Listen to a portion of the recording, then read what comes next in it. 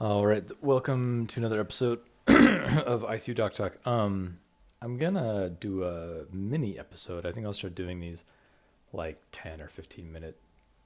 Mostly just to, because sometimes I just don't record episodes because I'm like, I don't really have a topic, whatever. But if I just do I think if I do little mini episodes, it'll encourage me to do it more.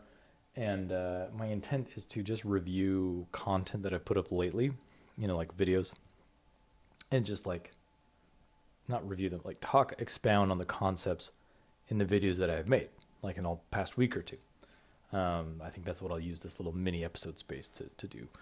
And whatever any ideas anybody else has. So I think to that, I think one of the first things I want to talk about is the Roman Empire viral thing, where how about men,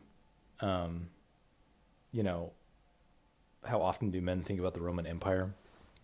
So for those that aren't familiar, this viral trend that went out like the last 2 weeks is it's usually women like asking their husbands or partners being like, how often do you think about the Roman Empire?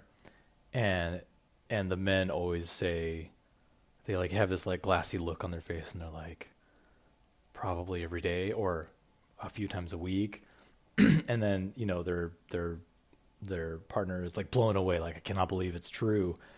So basically what's going on is, it's this idea that's going viral is like, oh, how often do men really think about the Roman Empire? And then they go and someone's asking their husband, and then they post that like, oh, look, my husband says he thinks about it every day. And then that video goes viral.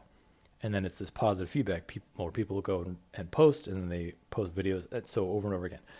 And then, so what's happening from that is it's leading to the impression that men think about the Roman Empire at a really high amount. Okay, so that's the trend. Now, I posted a video talking about how this is classic reporting bias. And it's exactly what I was just describing. You're only hearing reports about men who think about the Roman Empire, and there's no video that's gone viral of a woman asking a man, how often do you think about the Roman Empire? And they say never, right? You haven't seen that video. But those videos were recorded. They just didn't go viral because they didn't perpetuate the viral meme, right? So I posted a video explaining this. And that's what's going on. It's reporting bias. Not all men think about the Roman Empire this often. Like that's stupid. Or not stupid, but that's a dubious claim. Anyway, I posted a video saying I was reporting bias. The reason my motivation for making the video was to teach people about the phenomenon of reporting bias in an innocent thing. Like, this is innocent, right? Who cares? I mean, whatever. Well, it's also sexist too. Why is nobody asking women how often they think about the Roman Empire? Like, I haven't seen a single video. Do what women think about the Roman Empire? Of course they do. Do all women think? Like, it's just anyway. Like, of course there are women out there that are also thinking about the Roman Empire a lot, but nobody asked them. Anyway, so I made this video talking about the reporting bias to teach this principle about reporting bias. So this is an innocent phenomenon, but reporting bias happens with more nefarious, bad phenomenon like the vaccines, right? So you get like a perfect example of reporting bias is sudden cardiac death in athletes. So when it was discovered that the mRNA vaccines caused myocarditis in young men mostly, they just, it was transient and non-fatal. Maybe there's like one or two fatal cases, I think, reported anywhere. So this was discovered, myocarditis, right? And this is now going, this is 2 years ago, whatever. And this is filtering through the psyche of people, and then particularly for anti-vax people, like, oh, so that's true, right? That's the nugget of truth. That it's very low risk, but there's a low risk of young men getting transient, non-fatal myocarditis from the mRNA vaccines. So you have that, in people's minds. And then you have athletes dropping dead on the, doing soccer, playing soccer. Oh, and they have sudden cardiac death and they die. Well, sudden cardiac death has always occurred since before the vaccines, whatever. There are several causes of sudden cardiac death, whether that's hypertrophic cardiomyopathy or a channelopathy or a viral myocarditis can also cause sudden cardiac death. But the thing is, sudden cardiac death of athletes has not increased from the base rate since before the vaccines. So there is no link that there's an increase in sudden cardiac death since the vaccines. But what's going on is now you have people reporting about it more, whether that's news agencies or people with a anti-vax agenda. So then they report about it more. And so it leaves the reader with the impression of that there is more sudden cardiac death, and then they connect the dots in their mind that is the vaccine. And now they say it's killing people. That is a really terrible example, or it's a good example of a terrible effect of reporting bias. Anyway, that's the whole reason I made the video, is because the Roman Empire thing is a great example of reporting bias. And the responses I got.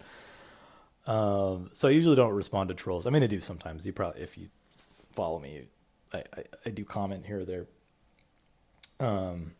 But the video I made got tons of views on Instagram. Just a lot of insecure men. Lots of insecure men. That really ruffled their feathers, that video I made about how it's just an example of reporting bias and how I rarely think of the Roman Empire, right? Anyway, that was kind of alarming and kind of sad for all those men that were very threatened. Jeez. Anyway, so there's that. Oh, and speaking of the COVID vaccine, I just got, so the date today is September, I don't even know. Oh, what is it? Sorry, wow, it's September 24th. I got the vaccine. Me and my wife got the seasonal COVID vaccine like 3 days ago. And we had to schedule it at our local CVS by appointment. But we got it. It's out. It's available, I think, by appointment. It's recommended, I think, for 6 months and up. So just FYI, got the vaccine, doing great. I had a little bit of a inflammatory reaction, actually a big headache for like half the day, and kind of felt like crap, which is the worst I've ever felt from a vaccine. But I did fine. Anyway, just FYI, vaccines are ready to go. I recommend you get it. Okay, I made a video about someone asking if you have to give paralytics for every time you have surgery. And the answer is no. Obviously no, if you know anything about anesthesia. If you're not, then you may not know. So we give someone a paralyzing medication to relax their body and their vocal cords to put in a breathing tube when we intubate someone.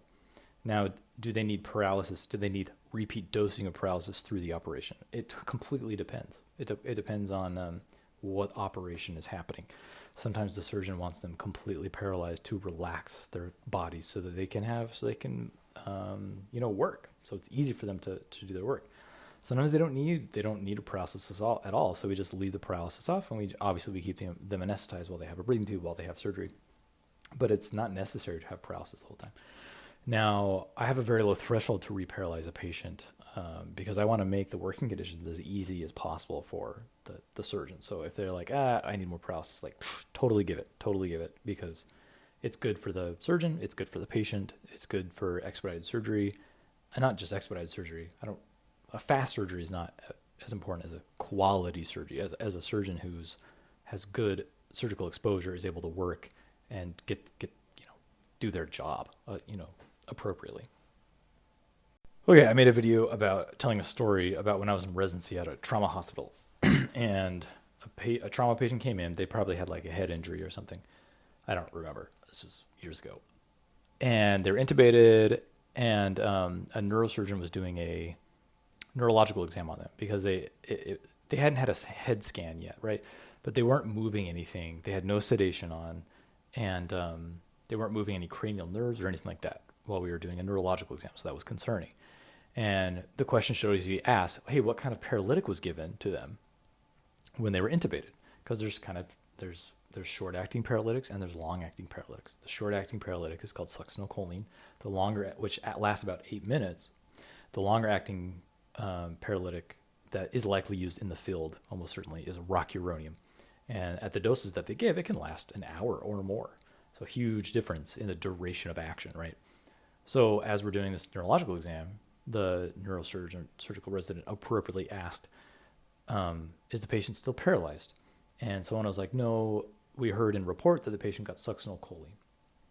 And so that was concerning because this was like probably 40 minutes or something So the succinyl choline should have been metabolized, and the patient still wasn't moving. So that was a sign that, oh, maybe they have a serious brain injury. Maybe it's something like brain death.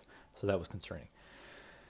Someone got the idea, I don't even remember, but it was like, well, it's possible they received rocuronium. Maybe we should just reverse it with sugammadex, which is a medication that binds up rocuronium, the long-acting medication, in the bloodstream. And it binds it up. It binds it up very quickly, and it reverses it in seconds, sometimes 20, 30 seconds, it's reversed. So I was like, well, let's just give it. So I had some in my pocket, some sugammadex. So I gave it to the patient, IV. In about 10 seconds, the patient was like jumping off the bed.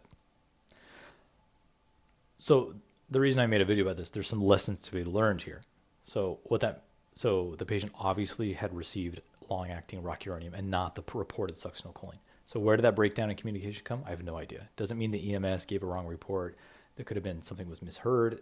These EMS, transfers into the ED trauma bay are chaotic, despite our best efforts. Like we don't want it to be chaotic, but it often can be relatively chaotic. So, breakdown communications happen with handoff. That can be extremely significant. So that patient was paralyzed and maybe even aware, which is something that can happen in trauma. But anyway, and then another thing is just have a healthy dose of skepticism. I think I made another video about that last week. Be skeptical, not cynical. Cynicism is bad. Cynicism in medicine is never good. Skepticism is good. Skepticism is desirable.